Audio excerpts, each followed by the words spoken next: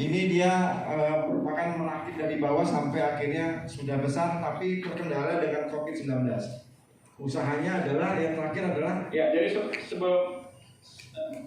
sebelum lanjut sedikit tadi Pak Khairul, saya alhamdulillah sekali kalau saya skip slide yang pertama itu tentang second hit tentang COVID-19. Ternyata Pak Khairul itu poinnya, jadi saling mengisi. Terima kasih. Lanjut Mas Ahmad, maaf ya.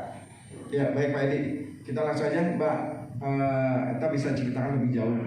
Apa sih sebenarnya dibutuhkan UMKM supaya bisa bertahan? Soalnya tadi Kang Hero bilang peluang untuk apapun jenis cara yang kita lakukan, UMKM tetap memang dalam kondisi begini tetap memang ya cuma satu kayaknya, bertahan dan berdoa kayaknya. Coba mungkin bisa jelaskan lebih jauh Mbak. Assalamualaikum warahmatullahi wabarakatuh. Selamat siang semuanya. Saya perkenalkan, saya Efta. Saya pelaku UMKM bidang pariwisata. Jadi ini adalah bidang yang benar-benar waktu pertama COVID ada ya benar-benar terdampak dan benar-benar 6 bulan itu nggak ada kerjaan. Karena siapa yang mau wisata ketika lagi COVID di awal itu. Baru 2 bulan terakhir itu seperti yang tadi Pak Hairon bilang bahwa yang harus adalah cari solusi lain gimana nih supaya tetap jalan gitu kan. Kalau misalnya tadi Mas Akmal bilang harus seperti apa UMKM bertahan gitu, ya harus bertahan dan berdoa aja. Karena memang solusinya ya selagi masih ada COVID ya nggak bisa ngapa-ngapain, cuma bisa bikin solusi yang akhirnya kalau dulu yang namanya pariwisata itu kebutuhan tersier, terus beralih menjadi kebutuhan sekunder untuk orang-orang yang tinggal di kota besar.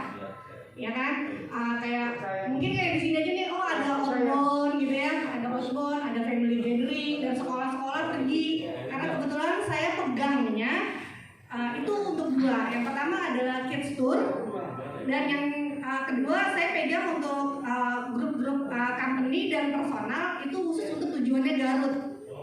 Gitu. Iya, saya memang pegang Garut dan biasanya untuk sekitarnya mungkin nyambungnya ke Bandung. Nah kalau misalnya kayak gini dari PSBB itu udah nggak bisa, udah nggak ada yang mau pergi lah ke Garut. Company juga pasti udah nggak akan ngebudgetin lagi untuk pergi keluar kota. Jadi 6 bulan bener-bener total saya nggak ada kerjaan, bener-bener nggak ada tamu. Bahkan yang mau jualan seperti apapun kan nggak bisa, yang dari Jakarta nggak bisa keluar kota. Lalu saya berinovasi. Inovasi saya adalah cari peluang bagaimana menyiasatinya dengan mengedepankan seperti yang tadi Pak Edi bilang, saya lihat di slide-nya itu kita pakai standar COVID seperti apa. Lalu saya mengecilkan grup. Kalau misalnya tadi saya pegang grup anak-anak satu sekolah itu kan sekelas sudah 30, saya cuma ber-5. Kenapa saya tetap berpikir harus jalan walaupun cuma 5 orang gitu? Karena harus punya jejak digital sih. Kalau misalnya benar-benar tutup, nanti nggak punya jejak digital, kan trust-nya nanti ketika kembali, ini IO-nya bener nggak nih, gitu kan, masih jalan apa enggak? Makanya saya tetap jalanin walaupun perginya misalnya 5 anak. Lalu kemana? Dengan tetap anak-anak bisa jalan, dengan 5 orang misalnya saya bikin grup. Kemana sih yang sepi? Nah makanya saya bikin itu inovasinya yang saya bikin perginya ke museum. Mbak Eva, ini kan kebetulan ada dari DPR dan juga pemerintah nih. Apa sebenarnya yang mau diusulkan ataupun apa yang kalau dari UMKM sendiri, kalau kendala saya yang benar-benar dari bidang pariwisata, itu kan masalah kalau sekarang sih udah mungkin susah ya Pak. Maksudnya kalau untuk keluar kota itu balik lagi kepada daya beli yang harus ditingkatin. Nah daya belinya akhirnya tadinya kebutuhan sekunder akhirnya jadi tersier lagi. Kenapa? Misalnya kayak company pergi 30 orang satu cabang kantor, akhirnya harus nyewa bus yang misalnya 20 orang bisa pakai bus medium karena pakai standar COVID harus ningkatin biaya karena harus jaga jarak di dalam bus. Ya kan, jadi sewa busnya yang 60. Akhirnya kita kembali lagi nih, sektor pariwisata menjadi kebutuhan tersier bukan kebutuhan sekunder lagi untuk kota besar dan company-company. Yang personal pun masih pada takut nih Pak, 2 bulan terakhir pergi takutnya kenapa? Sama kantor ketahuan pergi keluar kota. Jadi kalaupun akhirnya mereka maunya personal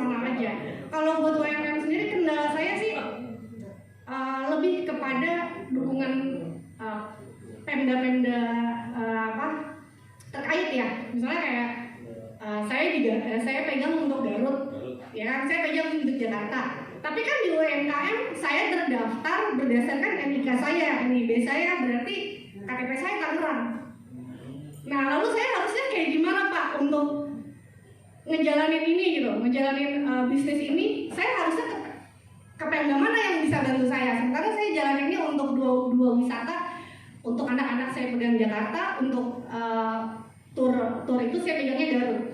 Sementara di UMKM saya terdaftar dengan NIK Tangerang. Kendalanya lebih kepada ya memperbesar daya beli masyarakat lagi sih, balikin lagi daya beli masyarakat seperti apa. Sementara ya memang nggak bisa selagi COVID masih ada, seperti Pak Heron bilang, ya akan seperti ini gitu, akan memang sangat sulit kita buat jalan gitu untuk balik lagi normal. Itu kayaknya udah impossible kalau untuk dari sektor pariwisata ya, karena itu benar-benar terdampak. Orang nggak akan terpikir lah, pariwisata tuh udah pasti yang terakhir banget dipikirin orang ketika COVID, mau jalan-jalan kemana. Tapi ini udah 6 bulan, orang udah mulai bosen, pasti pengen jalan. Tapi ketika jalan, saya sebagai pelaku pariwisata berarti kan harus mikirin gimana cara tetap bisa jalan, ya kan? Terus tapi tetap pakai standar COVID. Nah itu susah. Kenapa? Karena akan meningkatin budget. Jadi ya balik lagi ke tertiar. Kayak gitu. Iya. Mbak, ini kan tema kita peran internet yang online. Ya, Sejauh ini gimana? Mbak, kesulitan atau kendala? Mungkin apa yang bisa dibantu sama pemerintah dan juga? Kalau online sendiri, dari dulu saya jualan yang pakai media online itu marketplace saya hanya pakai satu karena saya punya homestay di Garut. Saya hanya pakai booking.com. Itu biasanya banyak bule yang nanya. Sekarang udah nggak ada sama sekali. Udah nggak ada kamu bule yang nanya sama sekali. Kamu luar negeri itu udah nggak ada. Banyaknya pakai. Oke Mbak. Kayak gitu. Oke, teman-teman masih semangat ya. Tepuk tangan dong buat para narasumber ini. Terima kasih, lumayan sudah habis makan kenyang, siap-siap tidur, tapi udah masih tetap semangat juga. Oke, karena waktu juga mudah-mudahan kita masih ada waktu Pak Edi dan Kang Hero untuk mendengarkan teman-teman mau bertanya ataupun mengungkapkan rasa ingin bahagia melalui UMKM. Silakan.